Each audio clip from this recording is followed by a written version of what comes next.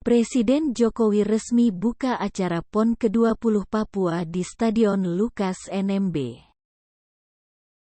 Presiden Joko Widodo resmi membuka acara Pekan Olahraga Nasional, PON ke-20 Papua di Stadion Lukas NMB, Jayapura pada Sabtu, tanggal 2 Oktober tahun 2021.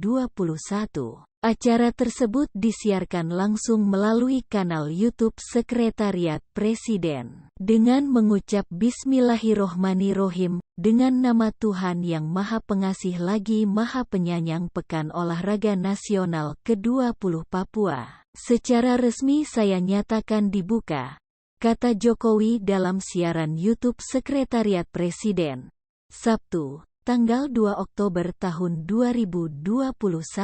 Dalam sambutannya, Jokowi mengatakan, pelaksanaan PON ke-20 di Papua mengisyaratkan kemajuan Papua dalam berbagai macam sektor. Jokowi mengimbau agar pertandingan PON dilaksanakan dengan sportivitas yang tinggi. Ajang olahraga nasional 4 tahunan ini akan mempertandingkan 6.442 atlet dari seluruh Indonesia yang didampingi tim pelatih berjumlah 3.000 orang. Adapun tempat utama penyelenggaraan PON berada di Stadion Lukas NMB, Sentani Timur, Kabupaten Jayapura, yang berkapasitas 40.000 penonton.